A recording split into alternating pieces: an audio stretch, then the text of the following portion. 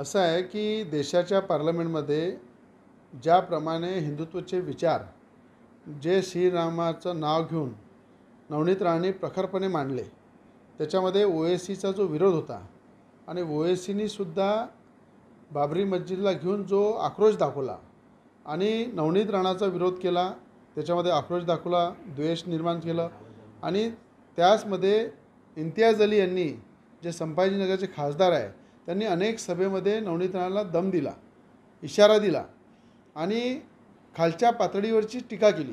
त्यानंतर ओएसीच्या अनेक कार्यकर्त्यांचे फोन आले, धमक्या आल्या, त्याला आम्ही भीक टाकली नाही।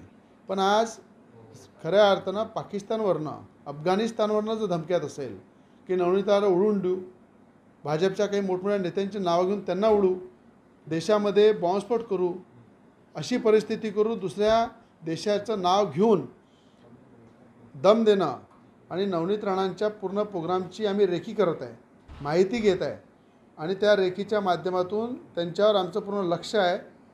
येणाऱ्या काळामध्ये कुठे उडून जाईल नवनीत राणा ते दिसणार पण नाही आणि कुठल्या प्रकारे कशा त्यांची हत्या केली जाईल या संदर्भात जर पाकिस्तानहून धमक्यात असेल तर ओएसीची तिथे लिंक आहे का, ओएसीचा त्यांचा संबंध आहे का, त्यावर पूर्णपणे केंद्रीय आणि राज्याच्या एजन्सी नक्की तपास करणार आहे। राज्याच्या डीजी रश्मी शुक्ला मॅडमला पूर्ण माहिती दिली, त्यांनी एटीएसचा तपाससुद्धा सुरू केला। अमरावती शहराचे पोलीस आयुक्त रेड्डी साहेब यांनासुद्धा माहिती दिली, त्यांनीसुद्धा FIR केला आणि तपास चालू केला। राज्याचे गृहमंत्री आमचे देवेंद्र फडणवीस साहेब यांनाही माहिती दिली। तर मला विश्वास आहे केंद्रीय एजन्सी राज्याच्या एजन्सी मिळून ओएसीचा पुरा तपास करतील।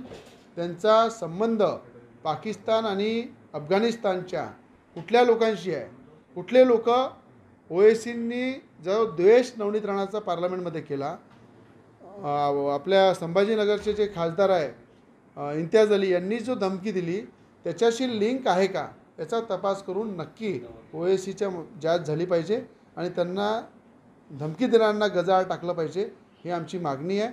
मला विश्वास आहे राज्याची एजन्सी आणि केंद्राची एजन्सी कारवाई करेल आणि ओएसीचा पर्दाफाश होईल।